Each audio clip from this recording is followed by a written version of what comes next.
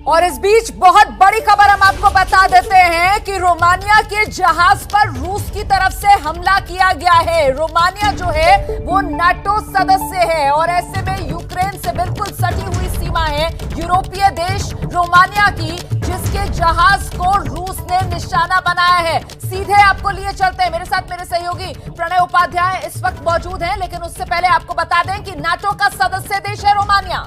Romania के जहाज पर रूस ने हमला कर दिया है और कल ही जो बाइडेन की तरफ से कहा गया था कि नाटो के जो देश हैं, सदस्य देश, उन पर किसी तरीके का हमला बर्दाश्त किया नहीं जाएगा, इसका नाटो की तरफ से जवाब दिया जाएगा। और इसी को लेकर वो कह रहे थे कि हमने अपनी जो सेना है उसकी मोर्चाबंदी कर दी है, चाहे रोमानिया हो, चाहे लातविया हो, चाहे एस्टोनिया हो, इन तमाम इलाकों में। और ऐसे में रूस की तरफ से नाटो के सदस्य देश रोमानिया के जहाज पर हमला कर देना, यहां से क्या माना जाए? क्या ये जो युद्ध है वो और बढ़ सकता है?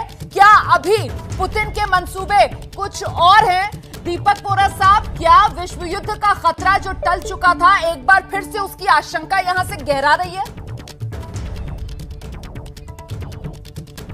उसके आधार पर कहना बड़ा मुश्किल है कि ये वाकई में हमला हुआ है, फॉल्स फ्लैग ऑपरेशन है जिस शब्द का हम प्रयोग करते हैं, या फिर कोई ऐसी एक्शन की होगी उस रोमानियन पानी का जहाज था अगर, तो उसने कुछ किया होगा जिससे रूस ने रिटेलिएट किया है। लेकिन अभी तक मुझे नहीं लगता मैम कि हम आसानी से बात करते हैं थर्ड वर्ल्ड वॉर की। उम्मीद करता हूं नहीं हो, क्योंकि उसके बाद चौथी नहीं होगी। जिस प्रकार के हथियार, वेपन्स ऑफ मैस डिस्ट्रक्शन, परमाणु हथियार कितने सारे देशों के पास है, उसके बाद हम बचेंगे नहीं। मैं सबसे कहूंगा जो कहते हैं थर्ड वर्ल्ड वॉर, जाके वो फिल्म देखिएगा, 1960s में बनी थी, प्लैनेट ऑफ द एप्स। सिर्फ बंदर रह जाएंगे, हम भी बंदर बन जाएंगे, ऐसा मुझे नहीं लगता होने वाला है। लेकिन ये बड़ा इंट्रीगिंग है, ये बड़ा दिलचस्प है कि रोमानिया के पानी के जहाज पर क्यों हमला हुआ है, आखिर वो क्या कर रहा था, और अगर हुआ है तो फिर ये एक बहाना मिल जाता है नेटो को इंटरवीन करने का। बिल्कुल, नाटो को बहाना मिल जाता है इंटरवीन करने का कर्नल दानवीर, क्योंकि अमेरिकी सेना वहीं रोमानिया में मौजूद है और जो बाइडेन की तरफ से कहा गया था नाटो के सदस्य देश पर हमला मतलब अमेरिका पर हमला। हाँ, लेकिन इसके अंदर ये बहुत अहम चीज़ ये देखनी होगी कि क्या उसकी तरफ से प्रोवोकेशन था। प्रोवोकेशन के बाद में वार्निंग दी गई थी, और वार्निंग देने के बाद भी प्रोवोकेशन अगर जारी रहा तो फिर मॉरल अथॉरिटी रशियंस के पास होती है, ना कि नेटो के पास। और ये सारी चीज़ें जो हैं ये रिकॉर्डेड होती हैं, ये कोई हवा में ये बात नहीं होती। तो मेरे को नहीं लगता कि रशिया इस तरीके की कोई गलती करेगा। और ये भी बात हो सकती है कि मिस्टेकन आइडेंटिटी भी हो सकती है, जैसा वो बोल रहे हैं फॉल्स फ्लैग ऑपरेशन भी हो सकता है। तो ऐसी चीज़ों को देखते हुए जो इतना बड़ा ग्रे जोन है, उसके चलते थर्ड वर्ल्ड वॉर और उस तरीके की बातें, मेरे ख्याल से बहुत जल्दबाजी होगी इस तरीके की बातें करना। बिल्कुल, लेकिन जिस तरीके से आप लोग बेनिफिट ऑफ डाउट यहां पर रूस को देते हुए नजर आ रहे हैं, ये क्यों ना पूछा जाए कि क्या ये रूस अमेरिका को उकसाने की कोशिश नहीं कर रहा है? सिवात सर,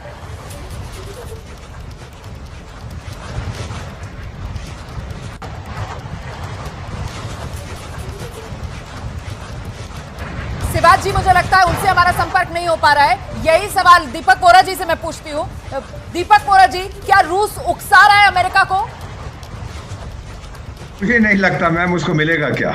उसने जो हासिल करना था वो हासिल कर दिया। दुनिया को उसने ये साफ दिखा दिया है कि अगर जब मैं कहता हूं कि मेरे द्वार तक नेटो नहीं आएगा, मैंने उसको अब इंश्योर कर लिया वो नहीं आएगा। जरा सा माफी के साथ आपको रोकना चाहूंगी, दरअसल वो तस्वीरें सामने आ गई हैं। ये ब्लैक सी, और ब्लैक सी में ये रोमानिया का जहाज है। इसी जहाज पर रूस ने हमला किया है और देखिए हमले के बाद ये रोमानिया का जहाज जद में आकर रूस के हमले के इसमें आग लगी है यकीनन, और वो काला घना धुआं उठता हुआ आप इस जहाज में से देख रहे हैं। तो ब्लैक सी यहीं नजदीक में ही क्रीमिया है।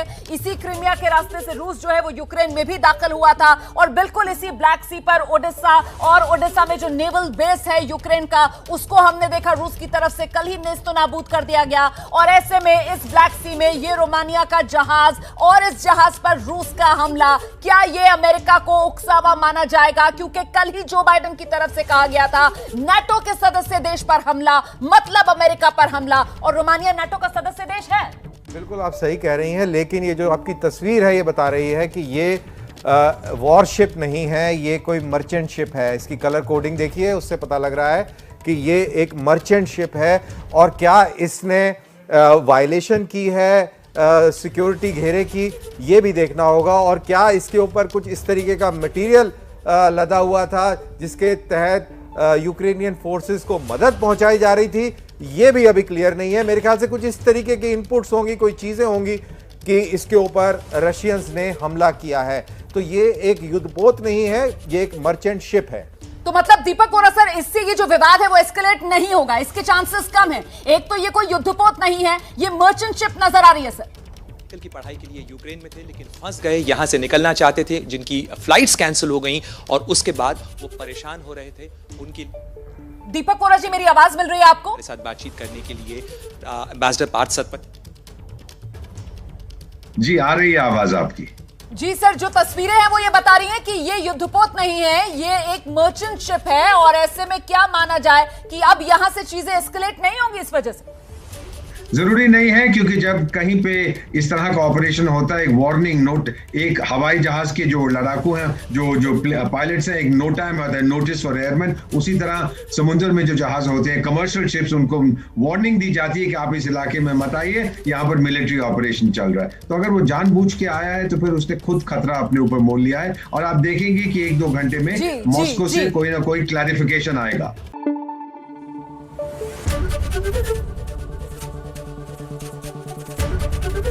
एबीपी न्यूज आपको रखे आगे।